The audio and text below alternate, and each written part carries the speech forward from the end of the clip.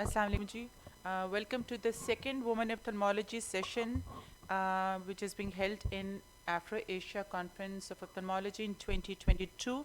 And this is the second session, which will be about myopia. And I'd like to invite all the speakers and the delegates to this wonderful session. And I hope you'll be able to learn a lot from it. So with me, I'm chairing the session. My name is Professor Dr. Huma Kiani. With me is Professor Dr. Nasta Enayat. And the third, Muhammad Al-Mari, who is from Egypt, will be joining us very soon. So we will begin the session by inviting the first speaker, Dr. Mehtab Mengal.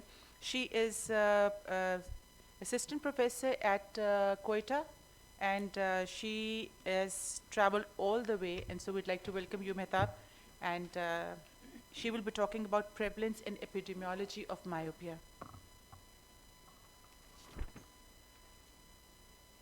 Bismillahirrahmanirrahim. Good morning, everyone. I am Dr. Mehtab Mengal, and this is my workplace. I'll be talking on one of the global problem. So, what's this global problem? Myopia, currently myopia is considered as a global problem. And what this red color indicates here, there's an alarming sign, alarm of myopia epidemic. I must appreciate the vision and efforts of Women in Ophthalmology Pakistan, who identified the global challenging problem and the need to address the issues surrounding the myopia, such as its growing prevalence around the world and how clinicians should manage the myopia based on latest evidence. Here is a global snapshot, and showing the hotspot for myopia is East Asia, while it's also rising in United States. Lowest rates of myopia are reported in South Africa. This is global time trend predicted and explained by Holden, a researcher from International Institute of Myopia that established in 2015. According to him, currently the 30 to 35% of the world population is affected by myopia, and this rate is increasing day by day. By 2015, this rate will be 50% of population of the world will be myopic, but this rate will be as high as 84% in some Asian countries. When we look into prevalence of myopia in Asia, you can observe here highest rates of myopia are reported in East Asia as compared to South Asia and West Asia. Whereas Singapore is a country with prevalence of 70%. In some literature, it's reported as 80%. These rates are high in areas that are well developed, economically well developed areas of East Asia. Whereas the prevalence of myopia is reported as crude prevalence of myopia is reported as 36% in Pakistan in 2008, and this is the only available evidence-based national survey which is population-based. Unfortunately, epidemiological studies are not being given due importance at national level because of paucity of literature and lack of evidence-based data, especially in our institutes, especially the data from Balochistan and rural areas of the other provinces of the country are totally missing. So a number of literature and a number of studies were reported from the cities that have well developed medical infrastructure as compared to rest of the country.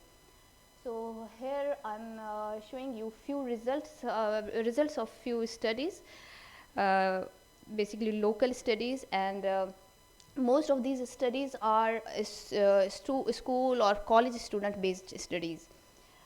Here showing the results showing here these studies conducted on students of medical and non-medical students, showing the results higher rate of myopia in medical students than non-medical students of same age group. There is three other studies or school-based studies on school students conducted in different cities of the country, showing a wide variation. Actually, there is a wide variation among the results of these studies. The reason could be the different diagnostic criteria, or difference in sample size, different living style, uh, and other limitation of these studies is they are basically urban based, medical and basically college and school based student based studies of urban areas. They do not represent the rural areas, and most of our population is rural. About 60 to 65% Pakistani population is rural based. So we discuss this issue later on. Here have a look on epidemiological determinants. As we all know, myopia is multifactorial, and mainly genetic and environmental factors play very important role, and micro environmental factors also play a role. Sometimes it's a combination of all. Two theories are very important in myopia development. One is biological theory that explains the genetic association, and other one is use abuse theory that explains the near work theory basically. And this use abuse theory is avoidable and preventable. According to literature, myopia is higher in cousin marriages, and an individual has 2.08 times greater chance of becoming myopic when one parent is myopic, and this chance will increase when two parents are myopic. There is 5.07% times greater chances of becoming myopic, and today 200 genomic loci identified for refractive errors and myopia. Near work is the most common factor among environmental factors that's associated in myopia development, and this is inversely proportional to outdoor work, especially in early age of the life. Sydney adolescent vascular and eye studies found that the children who become myopic have significantly performed more near work as compared with children who remained non-myopic. And according to recent literature, the recent upswing in the cases of myopia appear to be caused by more time on near work activities such as screen time and reading for the virtual classes during pandemic. So it's considered as pandemic has quickened the epidemic.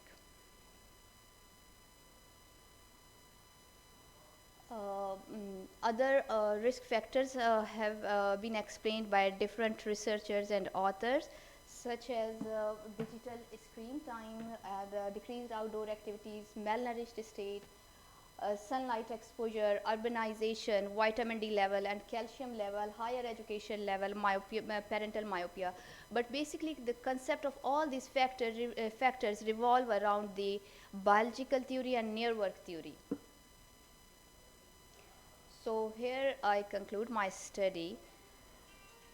The growing prevalence of myopia is cause of concern in Pakistan as other national countries. So it's needed to explore the recent prevalence of Pakistan at national level to provide evidence-based data to policy makers to formulate such strategies to control the myopia in country, myopia epidemic in the country, by educating the healthcare community, parents and teachers, and to promote the screening programs at basic level and school level, and encourage the outdoor activities and make it a necessary part of their curriculum. These are references of my study. So thank you so much.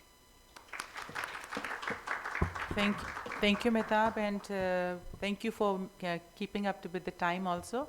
And just like you said, this has become a pandemic rather than endemic, and I hope that Pakistan can do research on this. At the moment in Lahore, I have started research on medical students, and this is a longitudinal study. We started looking at myopia in the first year at the time of admission. Then we've taken that group to the second year, and now they're coming to third year. So in medical students, in a female medical institution, we're doing a longitudinal study in which we're going to see whether the element of medical education has any impact on progression of myopia.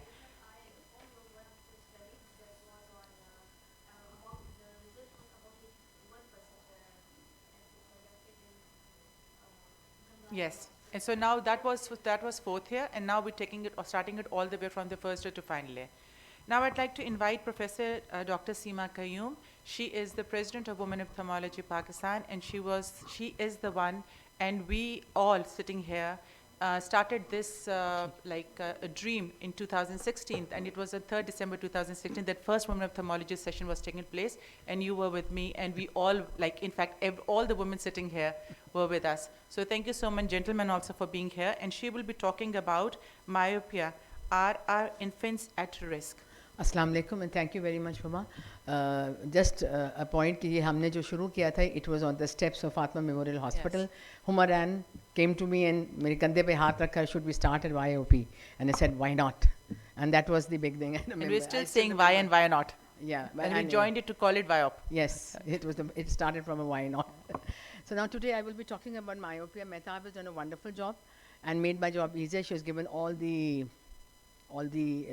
figures. I'm always bad at remembering the figures and the percentages, so you've done a wonderful job and you made my work easier. I will be just echoing whatever Mehtab said, that in 2015, 480 million people were myopic, and 2050 it is predicted that 5 billion people will be myopic in the world.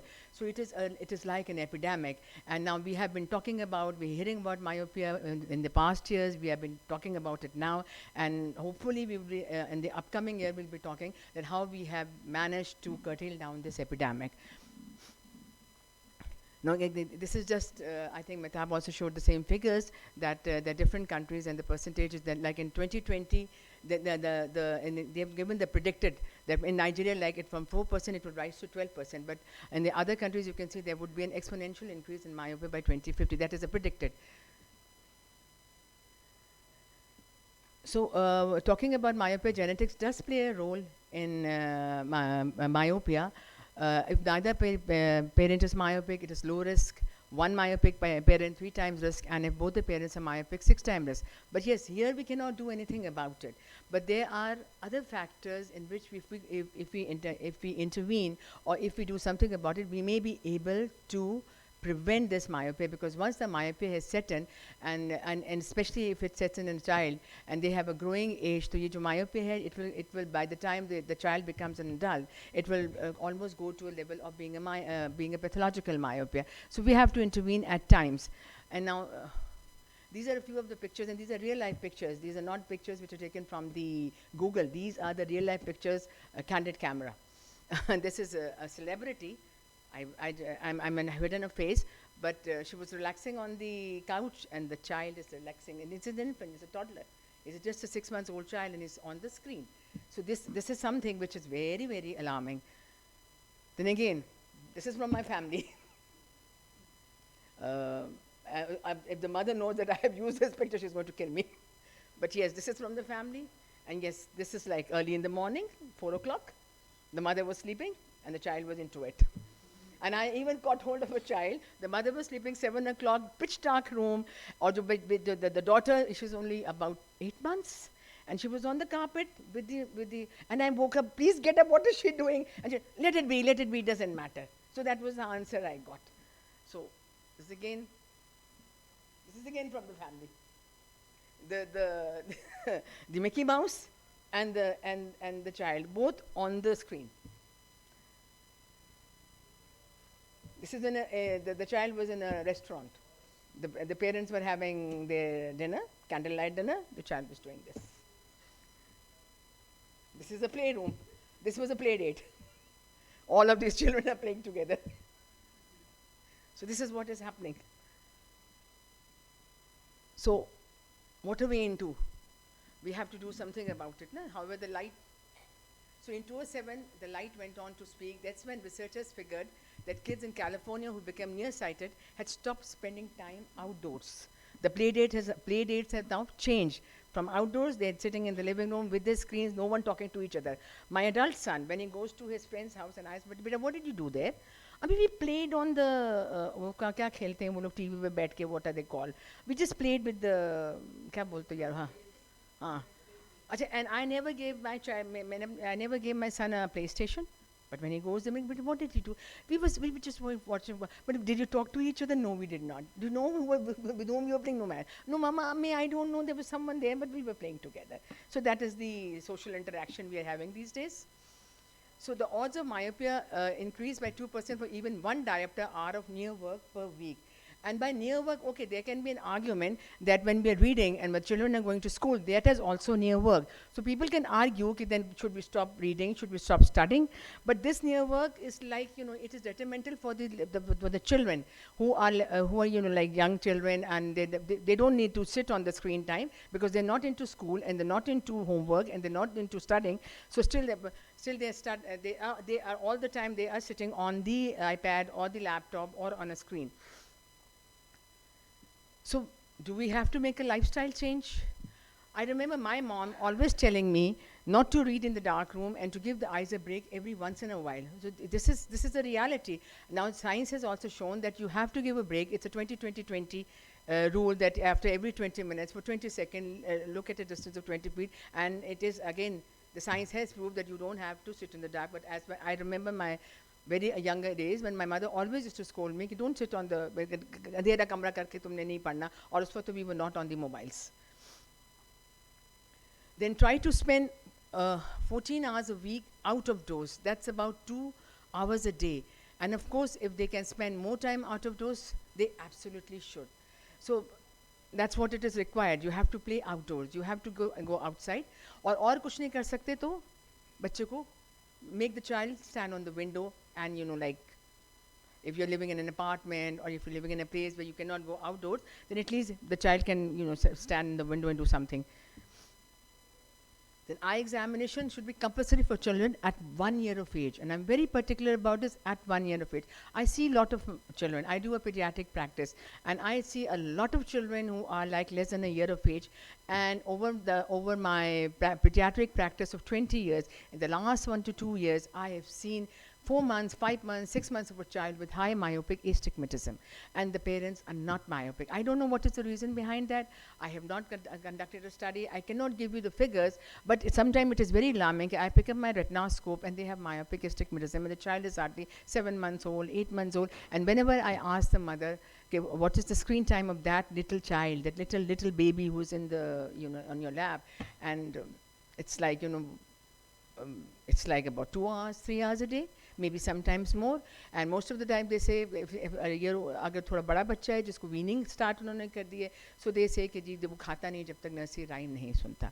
तो nursery, when he is listening to the nursery rhyme, he is also watching the nursery rhyme, and that is definitely not essential for him. So what do we need to do? We have to do advocacy and policy change at both national and global level, collaboration between government, civil society, researchers, innovators, and the private sector rather than competition. It is essential. And the one more thing, the one thing which I would like to add is it's not only that this excessive screen time is resulting in a myopic epidemic, it is also leading to speech delay in children. I get a lot of children who are referred to me from the Department of Developmental Pediatrics, and they have speech delays. And they are being labeled as developmentally delayed children. So this is very alarming. The speech delay, vision delay, myopic astigmatism. So we have we have to look into it. But I think it should be like from the society, from the ophthalmological society, we should come up with a consensus, and we should look into it. And recently from the World Society of Pediatric Ophthalmology, they had a myopic consensus document, and in it was mentioned that the most important thing which can prevent and halt or retard the growth of myopia is outdoor activities and less screen time. So we really have to look into that. Thank you. Thank you, Professor Seema. Just on a humorous note, I'd like to add that if you would like to sell a PlayStation, versus a treadmill, something, you will be surprised that the moment you're going to put it on some site, the PlayStation will be sold in less than 2 hours, while your treadmill will stay with you forever. So that shows how the importance, so-called nuisance importance, is of these activities that is worsening the progression of myopia. So thank you so much, and I'd like to invite Dr. Nazli Gul now, who will be talking about myopia progression, what doesn't work and what works. Dr. Nazli is an assistant professor at Peshawar, and she has a lot of work in retinopathy of prematurity, and is now, I think, UNICEF, you're also You said USAID. They are also in a collaboration with USAID for retinopathy of prematurity. Madam, welcome. Thank you, ma'am. Assalamu alaikum, everyone. Bismillahir Rahmanir Rahim. So, myopia, the most common refractive error, has now become a pandemic, is truly said by Professor Huma. And according to recent updates, about 30% of the world population is myopic, and it's going to increase by 50% by 2050. So we need to stop its development and its progression. Not only the myopia is a socioeconomic problem, but it is also associated with myopic macular degeneration, retinal detachment, cataract, and glaucoma. So we need to stop the myopia. So what doesn't work? Initially it was thought that if we undercorrect the child, it prevents its progression, but now this is no more valid. Undercorrection lead to increase in progression of myopia. So under progression is no longer advocated. And what does work? Lifestyle modification, glasses, contact lens wear, and drops. Lifestyle activities, excessive indoor and excessive near activity can lead to myopia development and progression. If we work at a near distance of more than 20 to 25 centimeter with head tilts, with no breaks, or more than 45 minutes of near activity, then it can lead to development and progression of myopia. So we shouldn't stop our children from indoor activities. They should do it, but with regular breaks, appropriate reading distances without head tilt, and near to distance fixation changes while reading. That's said by Professor Siva Kyung, with sufficient outdoor activities. The Erasmus myopia research of Netherlands, they recommend complete absence of close-up screen use for children up to 2 years of age, and a maximum of 1 hour activity or near work for children up to 5 years, and a maximum of 2 hours per day for children age 5 to 12 years.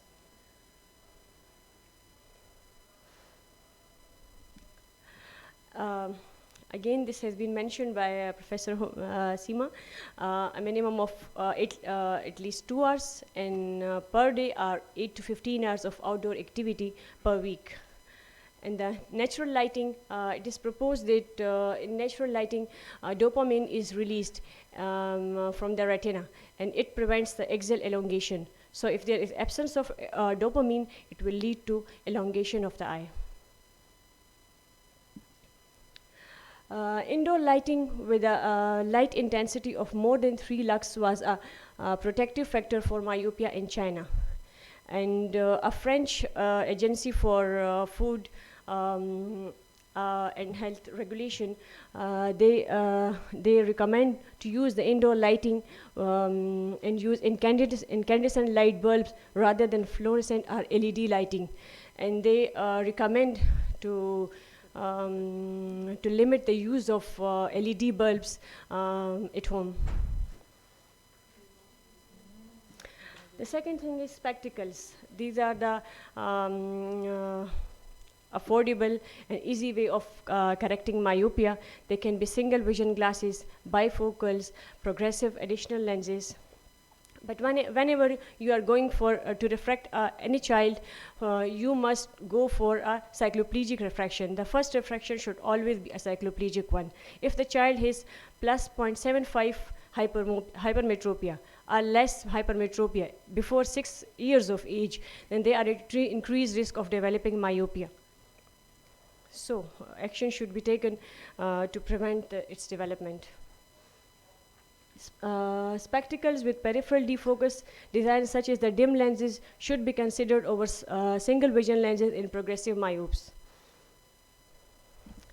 And spectacle lenses are the first option of care in very young children who are unable to wear contact lenses due to excess or cost, any situation that is associated with poor hygiene, or if children grew up in locations with only limited access to specialized eye care. Contact lenses is another important thing which is important for stopping the progression of myopia, and it can be in the form of multifocal soft contact lenses or ortho-K lenses. Based on meta-analysis, ortho-K and soft contact lenses for myopia control offer similar levels of axial length elongation. You can see, sorry. Here a lens is placed in front of the eye, but there is peripheral defocus. If the ortho-K lens is placed on the cornea, it reshapes the cornea and it eliminates the peripheral hyperopic defocus. A recent report of American Academy of Ophthalmology concluded that ortho-K may be effective in slowing myopia progression for children and adolescents. But again, there is a risk of blinding infectious keratitis with contact lens wear. Ortho-K lenses should be worn every night for a minimum of 8 hours per night, and they should not be stopped before 14 years of age, because if they are stopped prematurely, they can lead to a rapid increase in axial length. And the multifocal soft contact lenses, they should be worn full time during school hours and for school work at home. And regulatory approved myopic controlling new designs, bifocal, progressive additional lenses, a single vision spectacles may be prescribed when children are not wearing their contact lenses. Other thing is atropine therapy. A recent report by American Academy of Ophthalmology concluded that atropine use to stop the progression or to slow the progression of myopia has a level 1 evidence. And Kia and Te, they developed a protocol in which they first put the patients on low dose atropine with a plan to increase the dose as necessary. Once medication is started, then progression in terms of refraction and axial length are measured every 6 months for at least 2 years. 0.01% atropine, it's being used in ATOM 2 study, but there is a rebound effect with this stoppage. So whenever you are stopping the treatment, you don't have to do it all of a sudden. You have to stop, you have to taper it. And with tapering, you are wean off the medication by around 14 to 15 years of age. And even after stopping the treatment, it may be necessary to monitor a child for further 6 to 12 months to ensure that there is no future rebound. So, myopia can progress even if you are on myopia control treatment. So if we are using one treatment modality, if the patient is on monotherapy, we can combine the therapy. We can combine atropine with ortho-K, and it has got good results. In conclusion, outdoor activity, the most promising intervention method. It has already been mentioned in the consensus paper on World Society of Pediatric Ophthalmology and Strabismus, as mentioned by ma'am already. There is consistent evidence of benefit of slowing myopia development by the use of atropine eye drops, while the optimum concentration of atropine and the value of combined use of atropine eye drops with optical devices are to be fully explored. There is also evidence of myopia control with soft multifocal contact lenses, ortho-K lenses, and new types of multifocal spectacle lenses. That is the DIMS lenses. There's a lot of work on DIM lenses nowadays. And information is constantly evolving, so it's important to stay abreast of the studies published in peer-reviewed journals. Thank you. Thank you, Nazli. Before we call the next speaker, because we've just completed the basics of myopia, if anybody would like to ask a question or make a comment or a statement, you're most welcome to do so. Ji, Dr. Saba. Ma'am, from this forum, this was so informative, and as we know that we have made already consensus that we need to change the mindset, and indoor activities are making it worse. So I would request from this forum that we should label these causes, and we should highlight these causes on public forum. And this is our responsibility to bring into the notice of government as well as the whole society, because we need to address this thing. The management is on both parts. We are not just going to treat the illness, we have to cure it from the roots. So I would request you to highlight that point as well. I was already thinking about that, and then I thought when we will finish, I would recommend that as we've been, as we do glaucoma campaign about awareness, it's high time that we should start a awareness program on these very drastic devices which the children are using, because it's all around. It's not only the those who haven't learned, who are not educated, but it's in all groups. Exactly. So we must have those awareness programs. Exactly. I was I'm thinking already about that. I'm already doing it in my city, and I've surveyed many schools even in the pandemic COVID, because the screen time was increased because the school were stressing on that thing. Anyhow, we basically need a mindset change, because my son was asked an interview in some activity that at which game you are best. He said at football, and I asked him why you lied. He said I'm very good at that, but I told him that I've never seen you playing On the that game. PlayStation. And he said that I am playing it all the time on the PlayStations, and it was alarming for me. You know, these days it's become so bad that if you ask a child to write, they would ask you for a laptop, or they will ask you for a tab to write. Yeah. So it's not just like Professor Seema said, it's not just the eyes or the speech that is affecting. Very soon you'll see the children will not be able to write also, and they will lose it, because the speed of writing and finishing a paper something in 3 hours Exactly, is they're really using out. the headphones with that. So and the everything is other going to change, gadgets. and the important thing is the screening and talking about it. Just like we're talking about retinopathy of prematurity on every forum now, we're talking about medical education, and we're having programs and leadership programs and all that every forum. I think it should become a very important part of training and teaching also, that you'd start with the refractive errors and have a full-blown sessions on that and how to work on it. Thank you so much for your comment. Madam, where are you from? I'm from Ahmedabad. I'm the chairperson of WIOP Medical Center. Okay, well done, welcome, madam. Would you like to make a comment?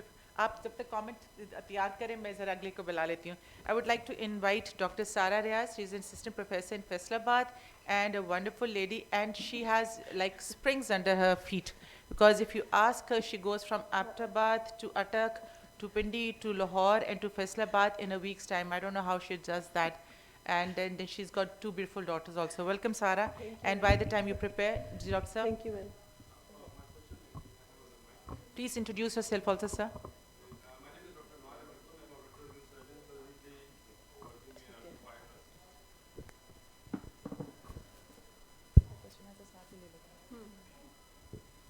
My question was regarding this atropine therapy. Number one, what is the cutoff age? When should we start the atropine therapy? Like in early myopia, around 5 to 6 years, or in the routine myopia? And how do we taper it off? Nazli, would you like to answer that? Yes? So if the myopia starts at around 10 to 12 years, the routine, can you start atropine in that age as well? Yeah, because the most common age to develop myopia or to progress between 8 to 12 years. Yes, 8 to 12 years. But if you have early myopia, for example, like 5 to 6 years, then you will definitely go for atropine. Yeah. And how to taper it off? Like, and what time of the day you should put the drop? 1 drop a day? 1 drop at 1 drop night. at night. And how to taper it off? Like, You can start it for twice a week for 6 months, then once a week for 6 months, yeah, like yeah, this. 6 months. Thank you. Because you don't really need to taper it off. I have been giving atropine to children who are as young as 2 to 3 years old. Because if you see a progression in myopia, I've seen myopia in a child of 2 years and it is progressing. I call them back after 6 months and a year if it is fast progress. Then I give them atropine 0.01% and you give them at night time. And you just tell the parents you warn them sometimes occasionally they may develop photophobia. And so if they develop photophobia or if the child is a school-going child and is having difficulty in reading because of atropine because there is slight dilation, then you can ask the parents to give atropine on alternately. And then again, you can call back the child after 2 months and then figure out whether it is school. But up till now, I have yet not found any child who has found any difficulty at 0.01% in. Because it is very slightly dilated, does not make it fully dilated. And then secondly, as talking about tapering off, you have to follow the child as long as you think that there is progression in myopia. Once the myopia becomes stable and you see that there's no Stability like for how long? Stability for like 6 months or 1 year? Stable for? It can be 2 years, it can be 3 years. I have children who are on atropine for more than 2 years. Because of diet, but after I have noticed that after about a year or so, the progression stops, or at least it slows down. It will not revert back the myopia, Yes. but it will slow down. Thank you. Thank you so much. Sarah, Uh, can we do it after with this conclusion? I'm Dr. Sara. I'm going to present pathological myopia and role of lasers. There is some confusion between high myopia and pathological myopia because in high myopia it is defined as a high degree of myopic refractive error, whereas in pathological myopia it is the presence of typical myopic changes in the posterior pole or posterior fundus. So Duke Elder defined it as that a type of myopia which is accompanied by a degenerative changes occurring especially in the posterior pole of the globe, or it is the presence of a myopic maculopathy equals to or more severe than diffuse chorioretinal atrophy. It affects about 3% of the world population. There is an excessive axial elongation, causes structural change in the posterior segment, leads to posterior cephaloma, myopic maculopathy, high myopic associated optic neuropathy. It affects individual during their most productive years. Vision loss related to pathological myopia is progressive and irreversible. So the main driving force is which leads to pathological myopia is elongation of axial length and posterior cephaloma.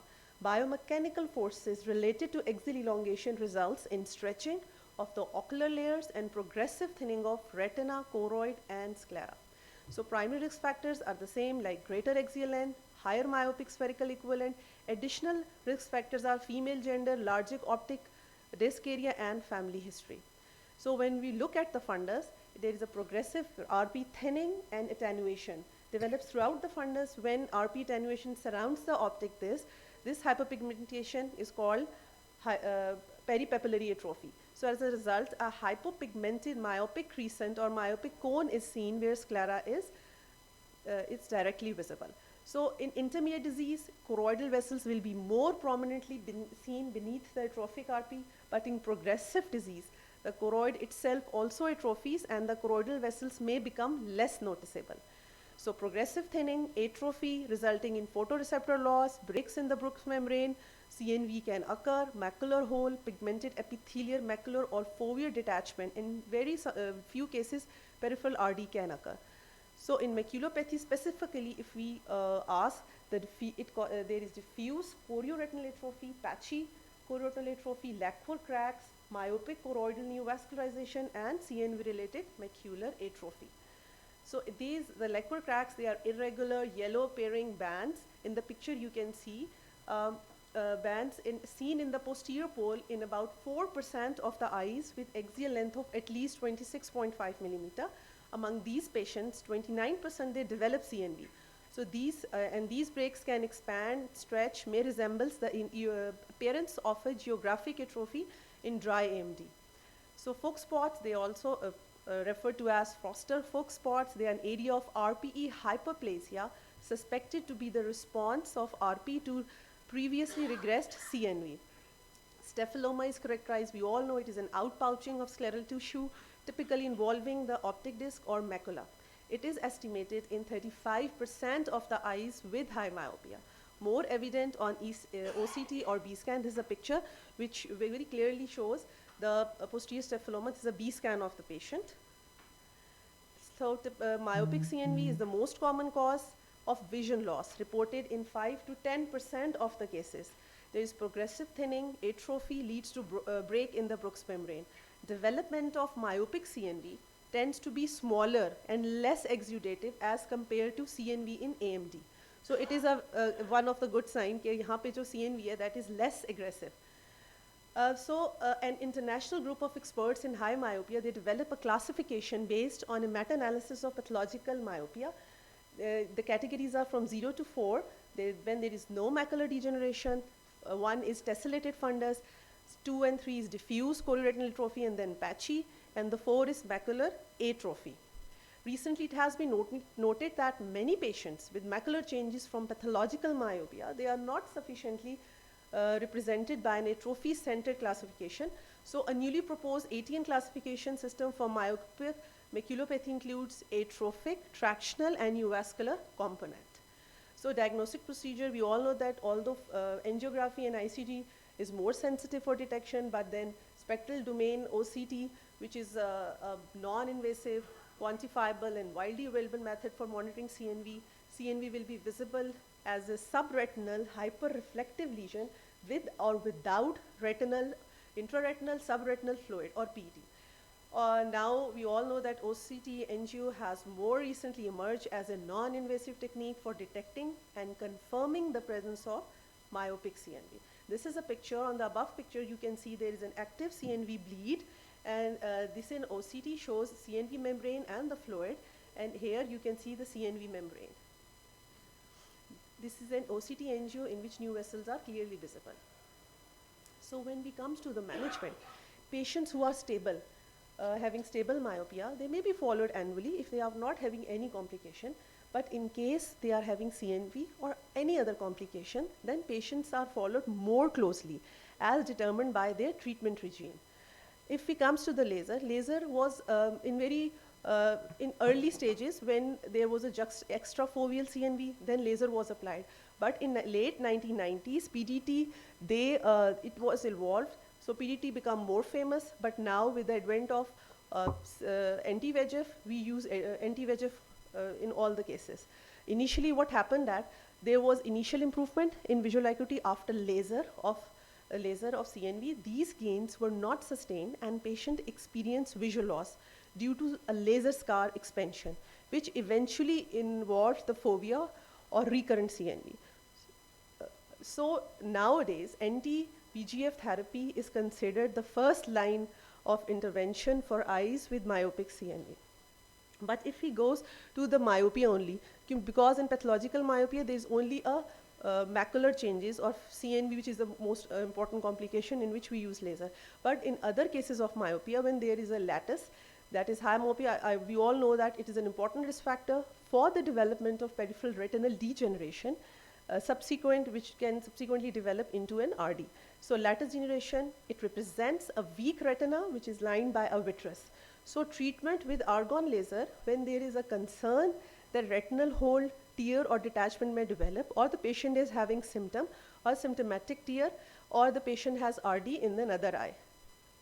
Barrage laser photocoagulation is a rapid and continuous laser procedure. It strengthens the contact between retina and RPE, retinal pigment layer, which causes a barrier, creates a barrier. If there are holes, and sometimes if there is a hole in the lattice, even then we sometimes ask the patient just to do a regular follow-up.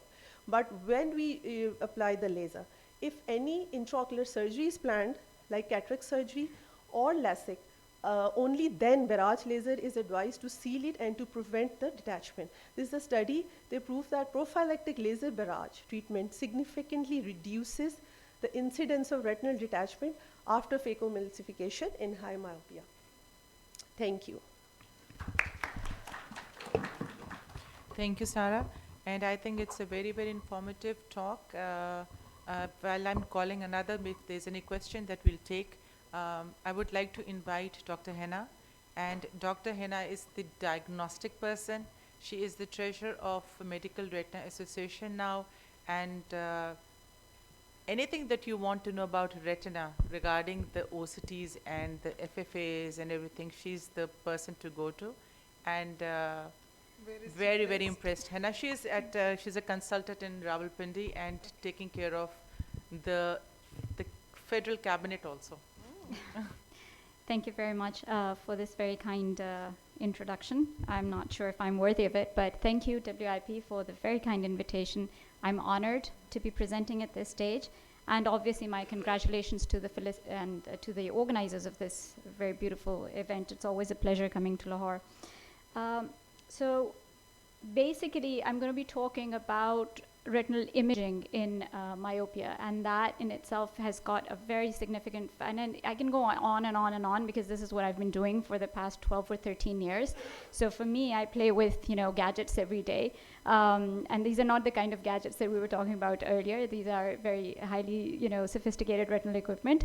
But the take-home message, I'll come to the conclusion first. And the take-home message really at the end of the presentation should be that we all should be very wary of the subtle changes that you can now pick up because we live in an era of retinal imaging. So let the technology work for you instead of working for the technology.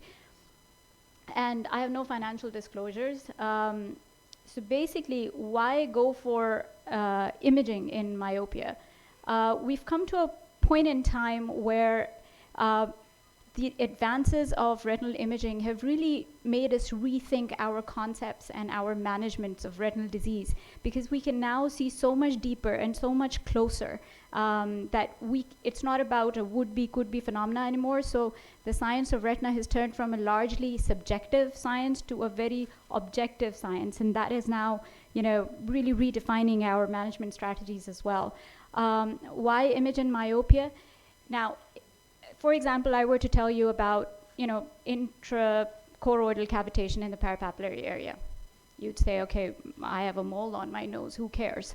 But there are implications where one subtle change on OCT is now being linked to a very significant change, and the statistics and the probability of seeing one change and linking it to another makes it very significant.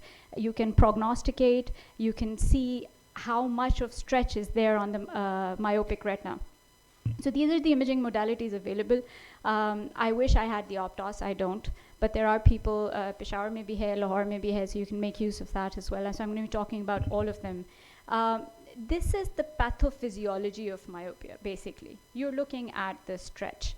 And that stretch leads to changes not only at the posterior pole, but also on the retina. So it makes a very nice, sort of beautiful looking fundus like this one change from stretch and finally to more stretch. And it's basically the observation of this stretch that you're looking at. But you have to look at all corners of the eye. So even stretch at the periphery can be photographed now.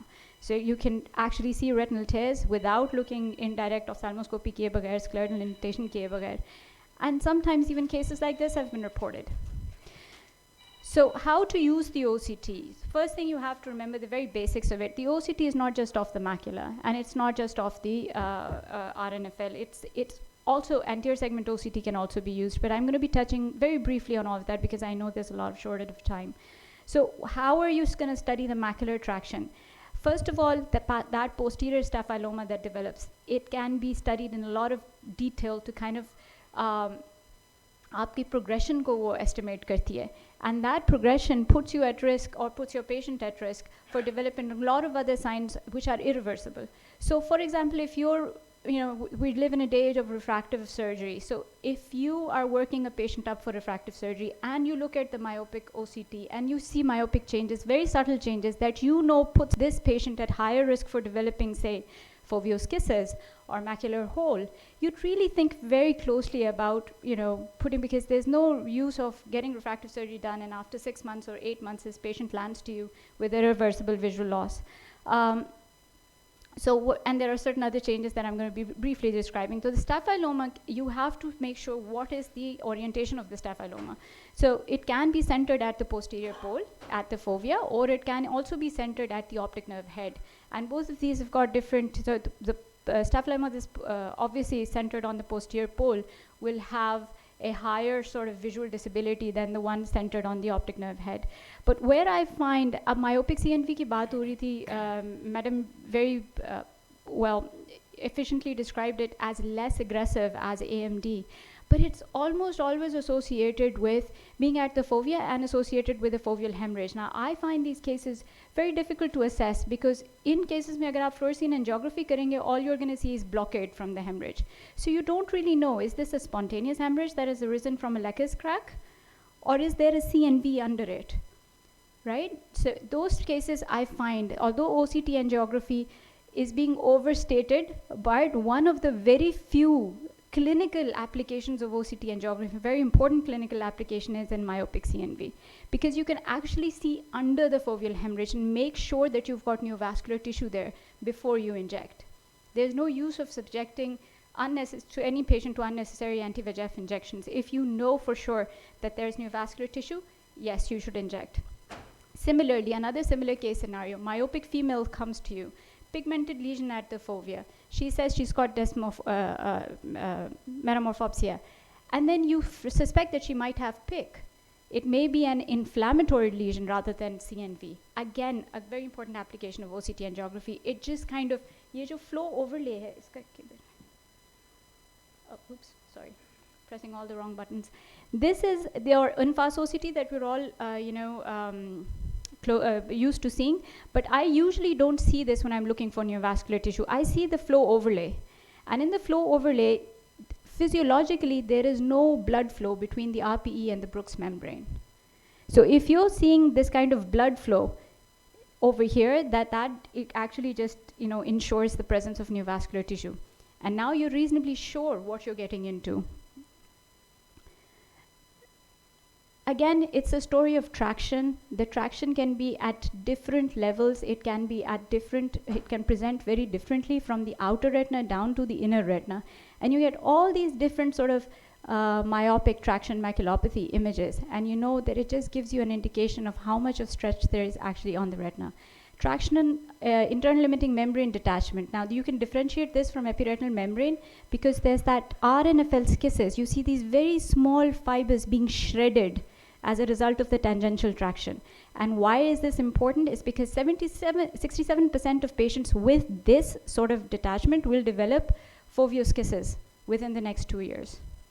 Why is foveoschisis important? Whenever you see this change, you can be reasonably certain, ye to khair bahut severe hai, you can be reasonably certain that this patient is going to develop either a lamellar or a full thickness macular hole within 2 years. There's also higher incidences of retinal detachment. So going on to the optic nerve head, again, I was talking about parapapillary intrachoroidal cavitation. We see this very often. Now, after this talk, if any one of you can go back and look at your OCTs a little closer, you'll find that this is not just in books. This is a very frequent finding in high myopia. And why it is important, I'm so sorry. I'm struggling between my pointer and my... So why this is important is because it can lead to false RNFL analysis. And it can lead to actually glaucomatous looking discs, visual field defects. So figuring out whether a myopic patient has glaucoma can be very, very tricky. And I'm just nearing the end. With paravascular retinal cysts, again, something very frequently seen but not given enough importance. So if you look over the optic nerve head from top to toe, अगर उसको आप कहें, जो scan आपके पास available होता है, तो you will see कि जो major vascular trunks हैं, उनके साथ कभी कभी intraretinal cystic spaces बनी हुई होती हैं, and they're very common, but we always miss them. इनका क्या implication है? This again is a flag bearer for a longer axial length and a higher incidence of posterior staphyloma. So they're so easy to detect, but if you know this clinical significance of them, you're much more informed when you're dealing with a patient of myopia. Again, anterior segment OCT, we've got the pentacam available for refractive assessment, so we don't really use this for that, but you can use it for, implantable columnar lens optimizations. There's something known as the vault. Professor Kiani would be more, adept at that, with the distance between the anterior lens surface and your implantable lens. That needs to be studied. When you've done refractive surgery, LASIK, the kind of scarring at what level and flap position or malposition or toric IOLs, how are they centered, and all these problems can be settled with anterior segment OCT. But you have to remember that like any other technology, no technology is perfect. So if you've got a very high myopia, and those of you who are working on Heidelberg or the Zeiss, you have to make sure that you go for vertical scans, not the typical horizontal scan. So if you go for vertical scans, you'd better be able to study, so you go from the disc to the macula, not from top to bottom. So that's an easier way of looking at myopic people with staphylomas that are very pronounced. Again, when you're looking at RNFL thicknesses, because of the disc tilt, often and the parapapillary atrophy, it's very difficult to study the RNFL in these patients. Or because of those disc changes, you also get field effects. So how do you know for sure that whether this patient has glaucoma or not? I'd really urge you not to mark a red disease, right? So OCT के ऊपर red अगर sectors आ रहे हैं, doesn't necessarily mean that that patient has glaucoma. You follow him up, if nothing else. Follow him up for say 3 months or 4 months and see for progression. Any, ridiculous looking OCT, anything that puts you in suspicion and the thing is just not adding up, just look for progression in those cases. A lot of your red disease or your red sectors will not progress. It's because of the make of the eye and the tilt of the disc and whatnot. There are also studies, those of you that work on Heidelberg Spectralis, which is by far my most favorite machine. Did I mention I have no financial disclosures here? If you go for the BMO MRW program, and I had a separate presentation on that, the Brooks membrane opening, minimum rim width. That's a program, it's just a shift from your normal strategy, aapne sirf button dabana hai. But the BMO MRW program worldwide is being used for high myopic patients for the assessment of RNFL. It has a very interesting way of measuring the RNFL at the Brooks membrane opening. एक perpendicular section लेके machine खुद करती है सब कुछ. But often those red sectors, they turn absolutely green when you shift from BMO to MRW. So again, let the technology work for you. Don't be, servants of the technology. I thank you for this most gracious invitation, and I hope this helped you in some way in your clinical practice. Thank you. Thank you, Hannah, and I think it was a very informative one. As a comment, I will just say that we think that we know diagnostics a lot. We as the general ophthalmologists, even retinal surgeons or retinal medical retina, we think that we know OCTs and all that. If we have any confusion, it's always good to show to somebody else also and get a hang of it rather than, deciding on the first appearance that whether this is myopic glaucoma or whatever. So I think it's always good to keep looking and keep learning. And thank you so much, Hannah, for coming. Thank you. There was a comment that Nazlin that you wanted to make regarding the atropine. I think it was your answer to the gentleman. You're free to go to answer that. Inko mic de dijiye, please.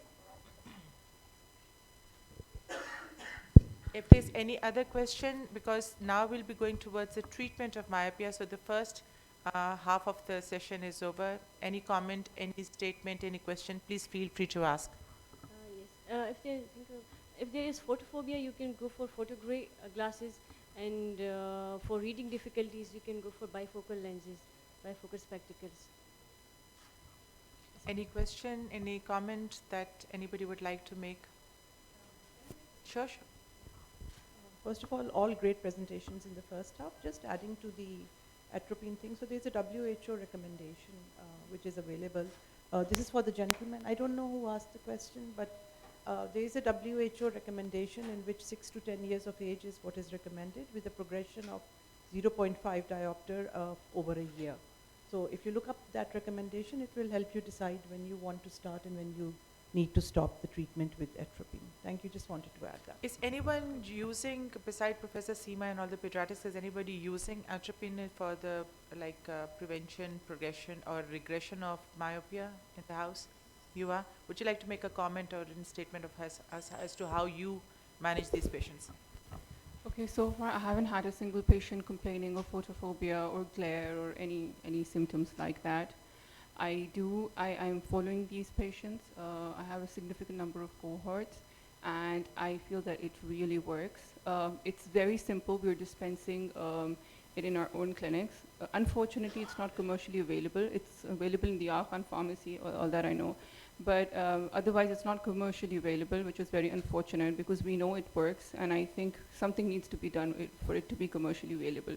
That's the only drawback, because the patients need to come in just to get the drops made, and unnecessary.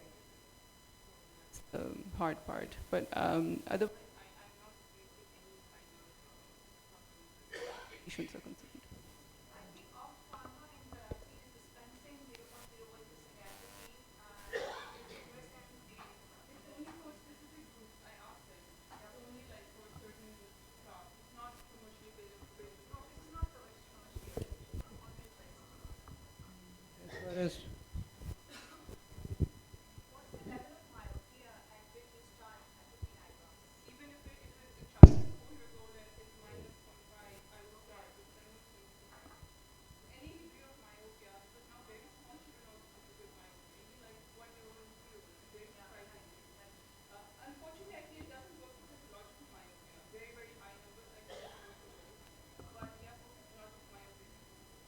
Dr. Ramzan.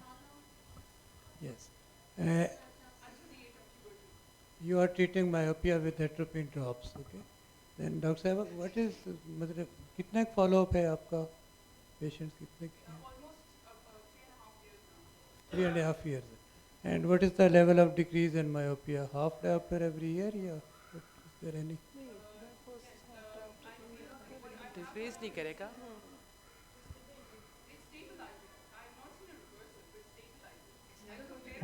Yes, it stabilizes. And what about the axial length in those patients where you are treating it?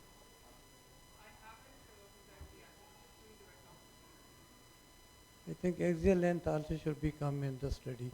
So I think this is an important thing that we should add different parameters while we're looking into it, and it's good to present whatever you're doing, you know, you data collect karke, inshallah next time we will, whatever we're talking next time we'll be presenting also up. Exactly, because like I said, I'm working on the medical students, a longitudinal study on that. We can add on myopia on the pediatric levels and the progressions and probably next time, maybe that should be what WIOP should be moving towards. Now I'd like to invite Professor Sophia Iqbal, and she is a professor at Peshawar, and she's one of the leading ladies who has always supported women ophthalmology in Peshawar and everywhere, and thank you for coming, Sophia. And Sophia will be covering two topics because Professor Colonel Sadia had some emergency for her mother-in-law and she will not be here, so Professor Sophia graciously accepted to combine the two topics, which are the role of excimer laser in myopia, management of PRK, femtosecond smile, and faking IOLs in myopia. So we'll keep it such so that you can be able to ask some questions and answers as well at the end of the session. Thank you very much for inviting me, Professor Huma. I would like to do justice in 10 minutes each to the topic, so I have to run at time, so please bear with me. So my topic is the role of lasers in the management of myopia. I'm sure each one of you is asked this question by lots of people on a regular basis. Is it possible to get rid of glasses? I'm sure you all come across this question. And the answer is yes. So how to get rid of these glasses? My presentation is going to be about this, and I'm going to discuss different techniques. I have the control from here? Okay. So yes, the answer is yes. Why is it hard to wear glasses? As we said earlier, lots of people are coming up, lots of myopic population is coming up, so this is going to be a burden on refractive surgeon one day. And this is a long list. This is not only cosmetic appearance. There are lots of disabilities associated with this. You can't perform certain sports. I mean, bullying at schools. I'm sure all myopes come across it at some point in their life. So my presentation is about different aspects of excimer laser, different techniques, clinical outcomes. As we all know about what excimer laser is, it was first used by a New York ophthalmologist in 1987, and the FDA approval came in 1996, so it's pretty recent. It's not that old. It's typically a combination of a noble gas and a reactive gas, which under certain conditions of electrical stimulation and high pressure can lead to an excimer or energized state in the ultraviolet range of 193 nanometer, which can cause ablation rather than cutting and burning. Each pulse can cut 39 millionth of an inch of tissue in 12 billionth of a second. That is its efficacy. Patient selection. Now your myopes are 18 years of age. They are cosmetically very much aware of their appearance and they want to get rid of glasses. Most of the girls coming to us, they are of marriageable age. Even guys and girls, they are all equally concerned about their appearances, and as I said earlier, lots of other disabilities as well. So the age should be 18 years of age, but this is a general criteria. I go for 20 years of age, and I think it varies from individual to individual. The refractive status should be stable for at least 1 year, and sometimes you can wait. In the end, there should be a minimum stromal thickness of at least 270, but I go for 300 microns to prevent ectasia. Patient should be immunocompetent. It's an elective surgery. He should be healthy, and all these factors should be under control. like diabetes, pregnancy, other systemic infections, inflammations. Ocular contraindications can be relative and absolute. Now, dry eyes is no longer that contraindication because of the advent of the third generation laser, this is SMILE. And then the rest, uveitis, inflammation, you have to control it, and then you can decide whether you want to go ahead or not. Pre-op evaluation, as it was covered by my other colleagues, dilated fundoscopy and retina. The retina has to be looked into account before embarking upon these procedures. We need to make sure the degenerations, etc., have to be treated. Relevant to the procedures, we need to do corneal topography, pupillography, because you need to select an optical zone, and pachymetry, obviously corneal thickness, and keratoconus screening. So pupillography is done under different light conditions, photopaque, mesopaque, scotopaque, to select an optical zone. Keratoconus screening is done because you don't go ahead with the procedure if it's there. These are some of the techniques, and I'll just briefly cover them. So the first generation was the photorefractive keratectomy, in which just remove the epithelium and apply the excimer laser. The second generation was the LASIK, in which flap was created, either by a microkeratome or by another laser called the femtosecond laser. So basically, it's two kinds of lasers. It's not only excimer, it's a femtosecond laser as well. The third generation completely abolishes the use of the excimer laser. It uses femtosecond laser, and a lenticule is created, which is then extracted through a very small incision. So these basic steps, I'm sure you are all familiar with. You remove the epithelium, you apply the laser, you apply mitomycin in 0.002% for a few seconds to prevent haze, and then you apply a BCL. Now, there's another modification of this procedure known as the trans-PRK. What basically is it? It's a no-touch technique. The laser is removing the epithelium, and it's doing the refractive correction as well. And there are two different pulses used, one for epithelium and the other for the ablation. Now, with this procedure, why did we go ahead with the second generation? Because there's pain, photophobia, there is discomfort, watering, delayed visual rehabilitation. It takes at least a week. The BCL is there, at least some people put it for 5 days, but now I'm using it for a week, and then I remove it. So with this comes our second generation laser, which was LASIK, and it uses two kinds of laser, femtosecond as well as an excimer one.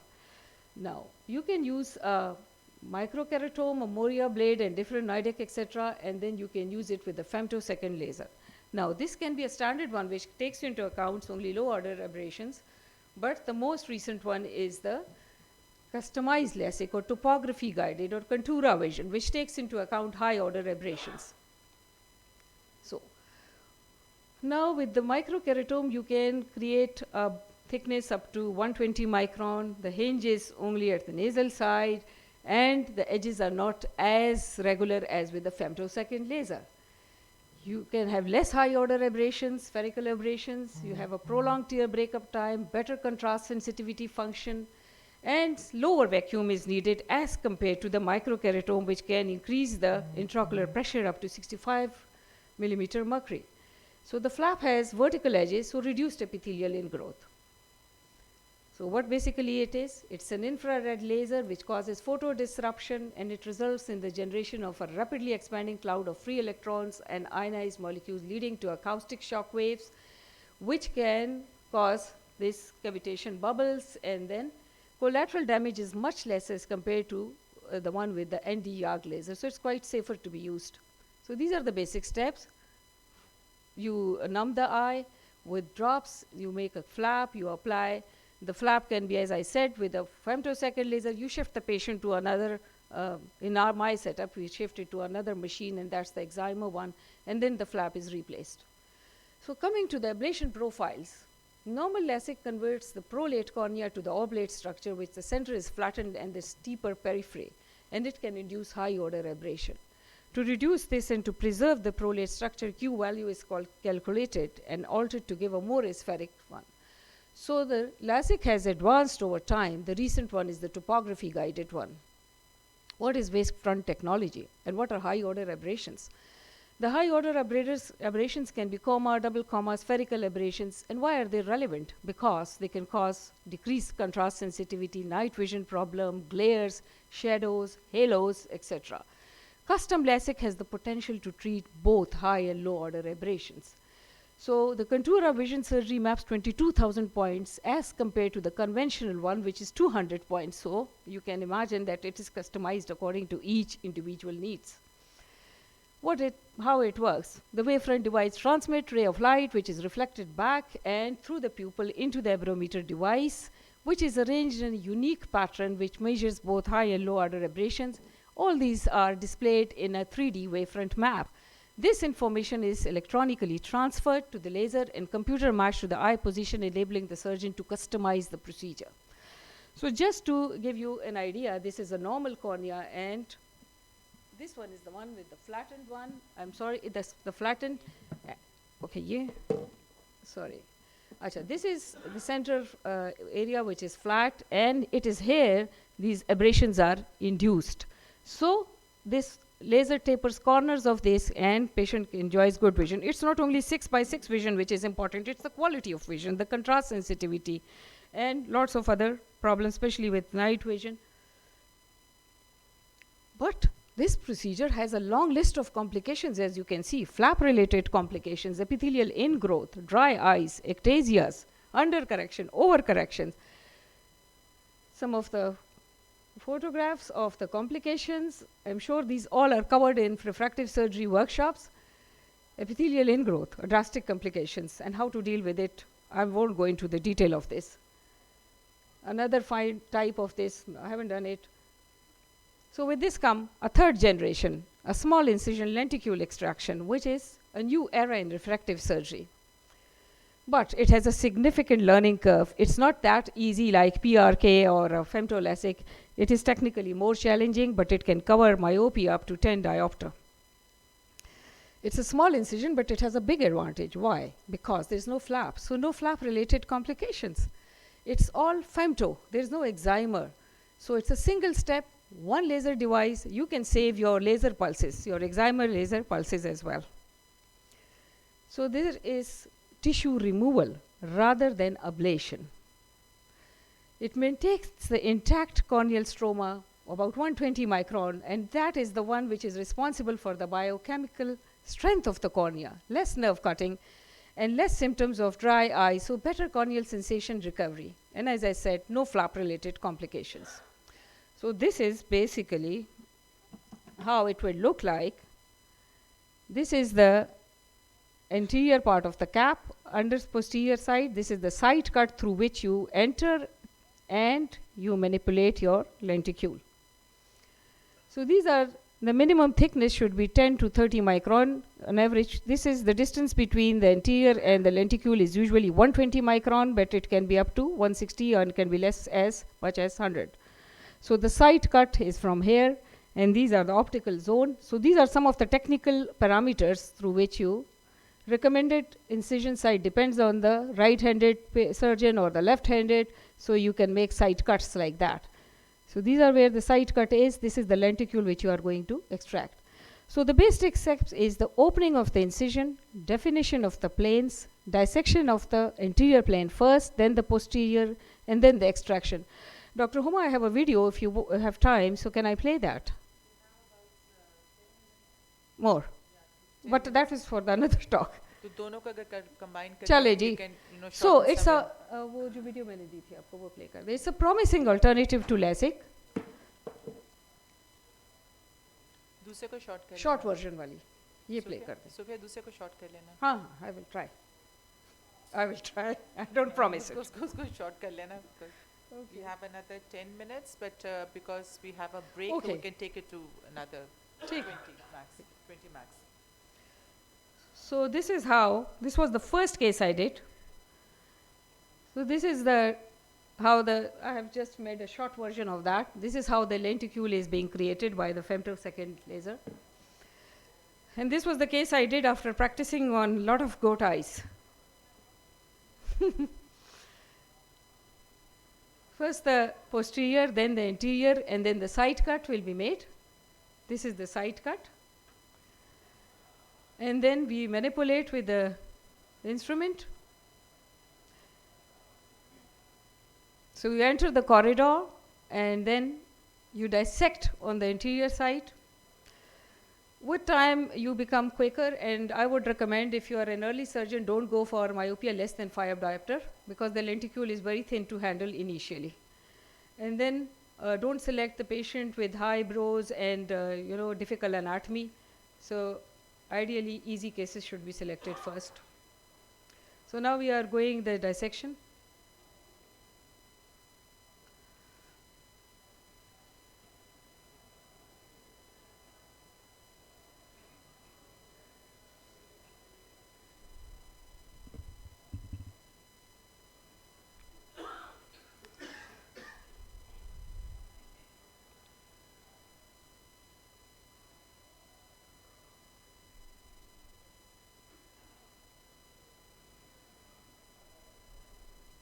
At any point, it's very important to know the plane in which you are working. And in Peshawar conference, we are arranging a refractive surgery workshop, and we'll be offering a smile as well as practice on both sides for femtolasic as well. Last year we did it, and we had a lot of audience, so we had to do it for 2 days. People were more interested in doing smile procedure.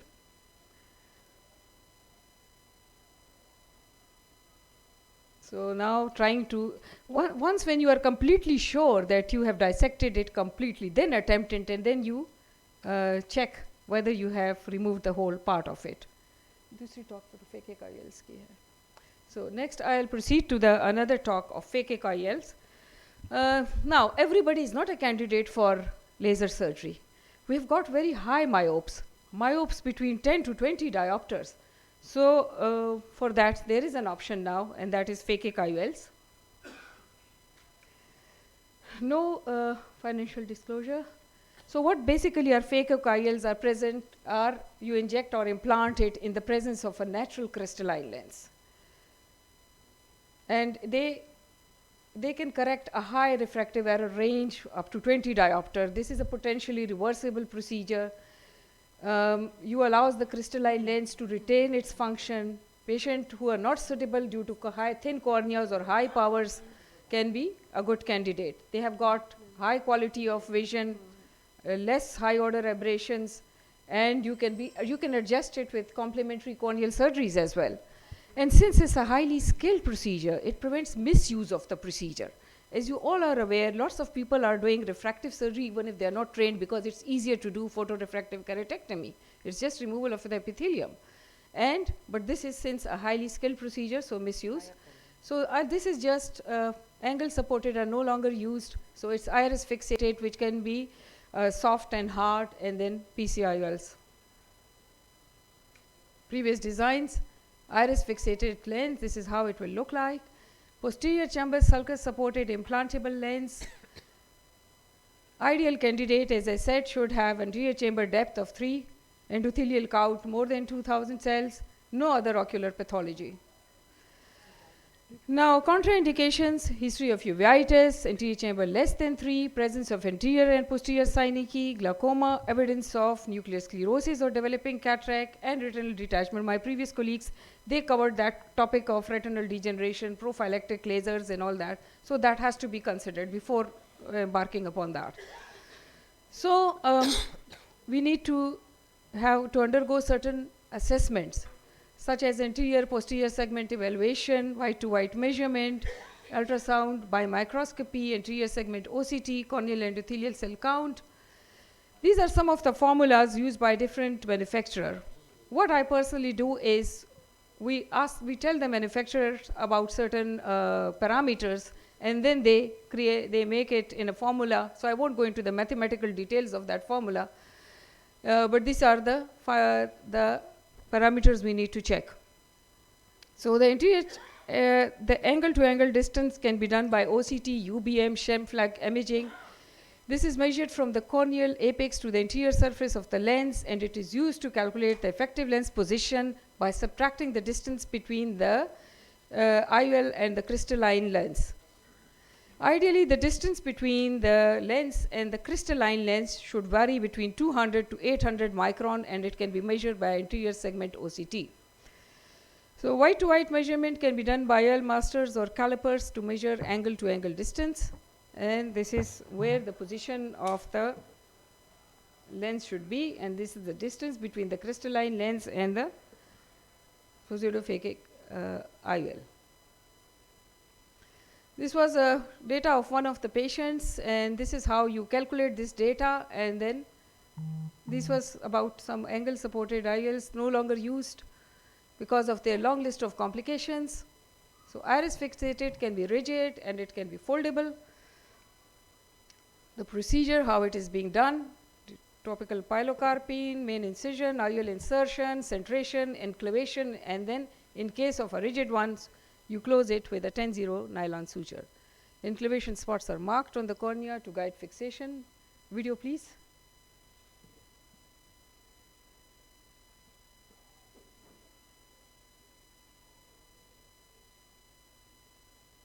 No, no, वो वाली video नहीं, जो है उसी में है, ये play करो. Yes. So make an incision, just like a phaco incision, which you can then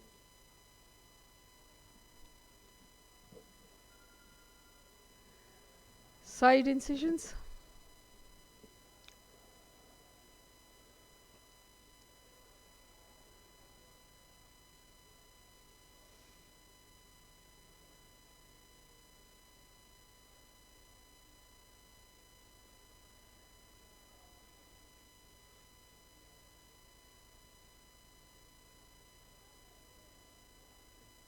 Make sure you don't touch the endothelium here.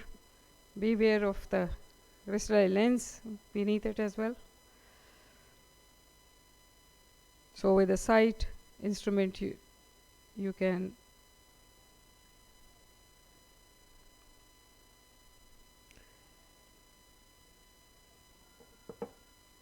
centration is very important, and that will be the center of the pupil, not the center of the cornea. And the next step would be enclavation.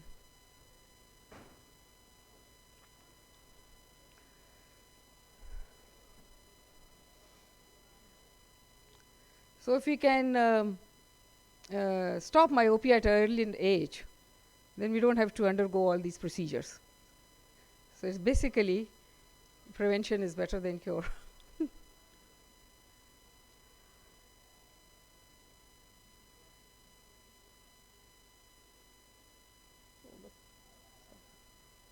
So this is how it's being. Next slide पे चलो जाओ, time नहीं है बीच में. Okay, next come to the PCIL. The one which we are using is the star one. It is a good lens, free space between IOL and the crystalline lens, high biocompatibility and permeability to metabolites lead to evidence of cataract formation. It can be used for other conditions as well other than high myopia, stable keratoconus, post-radial keratotomies, post-penetrating keratoplasties as well. So again, procedures is the same: viscoelastic foldable lens, and how to load this lens is important, and then the wall should be placed upwards. Iridotomy is important. Either you can do it at the same time or a YAG laser, 2 iridotomy sites at least a few weeks before the procedure. Next is video, please. Yes. Omar, are we on time? Okay. Finish up because madam ki rehti hai. Madam ki hai. Okay, so just finishing this Yeah.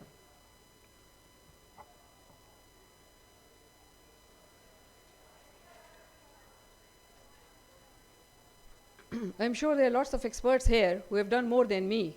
They can add up to this afterwards for their experience.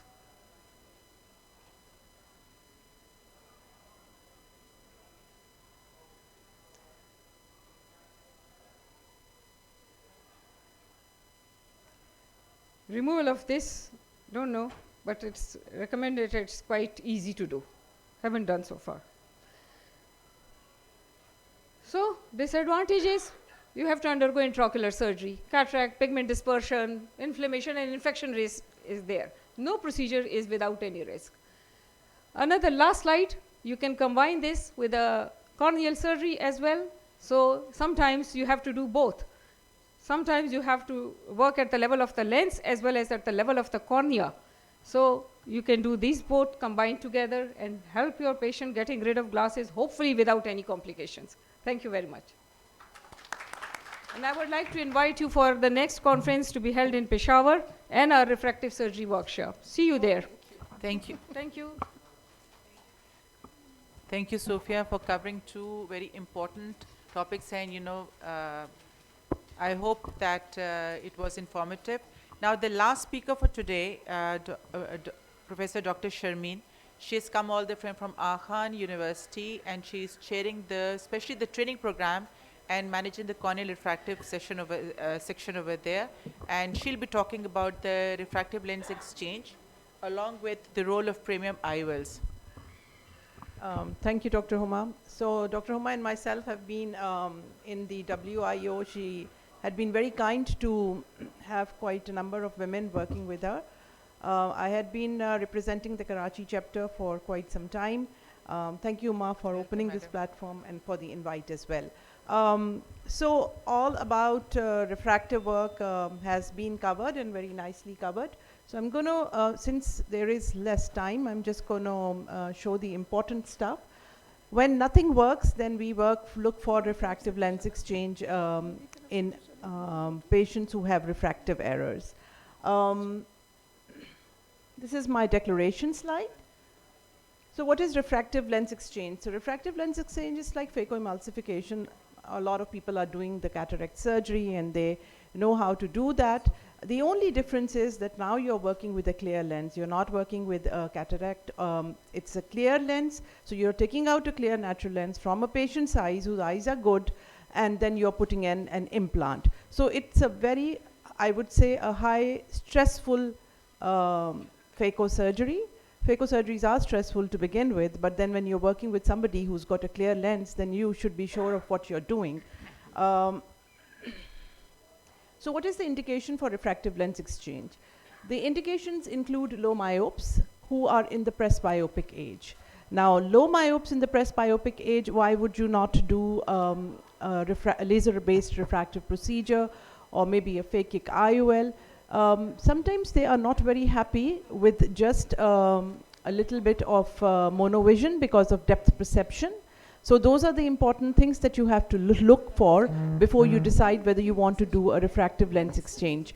Then we have the hypermetropes, which are in their plus 40s. There was a very interesting talk yesterday in the Refractive 2 forum by Brigadier Majid on hypermetropia and LASIK and presbyopia.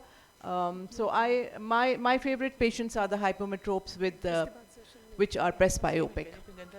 Then we have presbyopia in elderly patients. In elderly patients who are presbyopics, they are also important even if they do not have any other refractive error going on.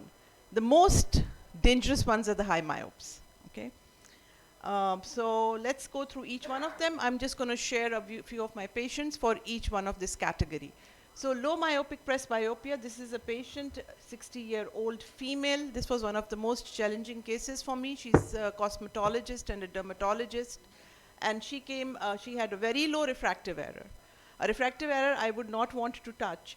However, she does a lot of Botox, and now she was having difficulty and she did not wanted to wear glasses while doing it because she's a cosmetologist herself. So we had a lot of counseling sessions, and eventually it was decided that I will go for do her refractive lens exchange for her, and she wanted spectacle independence. Now, what are the prerequisites and what are the important things? So this was her IUL calculations. When you're doing a premium IUL for refractive lens exchange, the IUL calculation becomes extremely important because more than 70% of your surgery results are going to be dependent on it.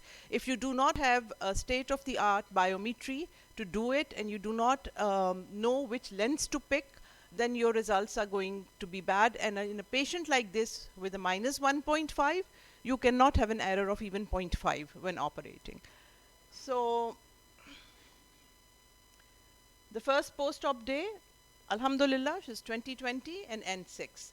And I do the surgery, I do one eye and then I wait for a week and then do the other eye. So this is how the surgery was done. So what was important things? The patient counseling, extremely important to let the patient know what they are going to get into, how invasive the procedure are, what are the complications. So you should be upfront with them. You should not hide anything. The patient's expectations, you should understand them, and if they are very high expectations, you have to let them know where they are heading. Your consent form should have all those things that you have discussed with them. You'll be quite surprised when a patient backfires. Then history is very, very important. The profession of the patient. Now, if this patient was a night driver, I would not even agree to do this. The corneal topography, the OCT is mandatory. Dr. Hina mentioned a lot of changes, especially if you're doing myopic patients. You must have an OCT to look at all those details and to make sure that there is no pre-existing pathology which will interfere with your results later on. Corneal topography is extremely important because you have to look at the surface, not only at the surface, but if you are planning a toric lens, which I'll be talking about in a while, you need to know whether it is irregular or regular astigmatism. The other important thing is the examination. The fundus examination, know two things about it. You need to have a complete fundus examination. I like to take use of I work in a tertiary care hospitals. We have vitreoretina people there. If I'm doing a procedure like that, if I have any doubt, I would ask my vitreoretina to have a look at the fundus as well. It is always a good idea. I also like to do fundus photograph. If you have an ultra wide field fundus camera, then that's a great thing, because then you can document it and then later on you can follow it up with your patient. The IOL to be used. Now, the topic also covers premium IOL, so I'll do a little touch up on that. IOL to be used is very, very important. What have you decided? Have you decided to do a premium IOL, like a multifocal IOL or extended depth of focus IOL? Then those things must be discussed with the patient. All the complications which are associated with these IOLs must also be discussed with the patient. If you're putting in a multifocal IOL in a patient who's going to drive at night, you have to let them know that there's going to be higher order aberration, you might have difficulty, you might have glare. So these things are very, very important. If you have decided to do a monofocal lens in a patient, then you have to be sure that you have decided what the post-operative outcome is going to be. Are you going to leave them a little myopic? Are you planning to give them a monovision? When I'm giving a monovision, whether it is a laser-based monovision or if it is refractive lens exchange-based monovision, I always like to have a contact lens trial with the patient so they know what we are talking about. So these things are extremely important. Then we come to the lasers. So prophylactic laser, as had been mentioned by one of the I think Nazli, no, one of the persons who was doing prophylactic laser mentioned it very clearly how it should be done. So there is a whole guideline for it. Before doing a refractive procedure, what kind of lesions should be treated and what can be left alone. Remember, when we are doing a laser, we are already, touching that retina. So we have to be sure when we are touching in and when we are not touching it. I like to do a laser if there is any active lesion, if there is a lot of lattice, but if it is just a little bit of lattice, I will just do a complete examination and will not do a laser at that particular time. Then the follow-up. The patient has to be aware that all we are correcting is his vision. We are not correcting any other thing. If a patient is a -9, -8, they will still have their problems with the retina, and they have to have a follow-up every 6 months. Now, in the history, I'll just go back to that. You have to make sure there are no comorbids. Refractive lens exchange is not for patients who have comorbids. I've seen people put in multifocal lens in patients who are diabetic. It's a relative contraindication, but patients should be aware that if they do develop some problems at the back of the retina, it is going to interfere. So those things are very, very important. So the types of premium IOLs, we are all aware, they are accommodating, multifocal, extended depth of focus, and toric IOLs. I do a lot of multifocal and I do toric IOLs because that is what is available at our center. So make sure what is available at your center, what you're comfortable with, and what do you know over a period of time, what kind of a result you're getting with the lens. So this is very, very important when doing them. All of them work with giving you both distance, near, and intermediate vision. The function mechanism is different for accommodative, extended depth of focus. They use your accommodation muscle. So they're good to begin with, or maybe in very early presbyopes, but later on these patients will require glasses, so they should be aware of it. With multifocal, you don't have that issue, but then you have the issue because they have rings, so there is going to be higher order aberrations, and there could be a possibility of difficulty, especially at night time. The prerequisite for premium IOL is similar to what I had explained about the refractive lens exchange. When you're using them, the history, the OCT, the corneal topography, the IOL calculation, and yesterday's talk also was making me think whether we should have an OCT interior segment as well, because a case was presented on multifocal lenses and Bowman's layer dystrophy, which was picked up later.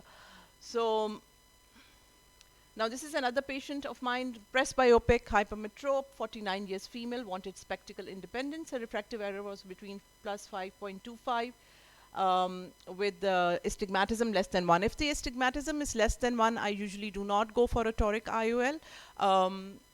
NVA is 2020, N6, both with an add of plus 1.75. So we decided to do a refractive lens exchange in this patient. She did not want to wear glasses. She was a housewife. She is a housewife, actually. So IOL was the multifocal IOL that we used. And then we look at, this is the IOL calculation. The important thing is I wanted to put in a 30.5 for this because I aim for an emetropia when I'm putting a multifocal IOL. However, 30.5 is not available in the range that we have. So then I would go for a slight myopic shift rather than for a hypermetropic. So it was a 31. And this is 2020 and 2020 N6, the first post-op day. Alhamdulillah, I just followed her up about a year later. She's doing very well. So, isko on karenge please aap zara. So this is, I just want to show a very quick video because this is a video when you're putting in a multifocal IOL. So the important thing, so this is a really short one. I wanted to just pick on the important points. The first thing was the incision. I do not like a clear corneal incision when I'm going for refractive lens exchange in young people because I want adhesion. So it's not a purely limbal incision, but just close to the limbus. So a little bit of blood, so I know the adhesions are going to form. The other important thing that I like, that you will notice it when you're doing on young people is the capsule, which I was trying to show over here also. In the capsule, it is it's very tough and it has a tendency to run everywhere. So you just have to be very careful, take your time, don't be in a hurry to do it. You can't afford a tear there because once you have it, then gone is your multifocal lens. The second important thing is the capsular axis should be adequate, should not be very big either because you don't want the lens to not to be centralized because centralization of the lens is extremely important, and those are the things. And then washing of the any viscoelastic after you have completed the surgery is important. Can we move to the next one? Yeah. So this the surgery that I showed was for that hypermetropic patient which I was discussing.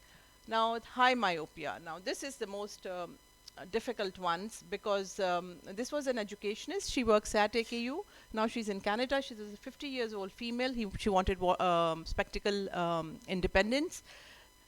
This is what her refractive errors were. So I did not want to go for a phakic IOL in this particular patient because of the fact that she was also presbyopic and she did not want to wear glasses at any cost, especially when the patient is paying you such a high fee. Then they just want excellent results, and if they tell you they don't want glasses, then they don't want glasses.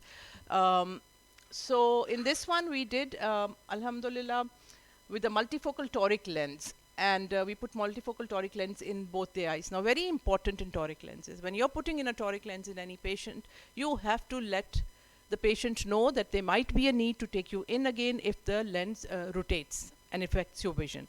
This is very, very important. If you have not made the patient aware of it, if you have not made him sign the consent on it, you'll be in a lot of trouble, because each time you take the patient in, the patient is charged for whatever procedure you're doing. So this is not a complication, but this is this is just a thing that happens with multifocal lenses, okay?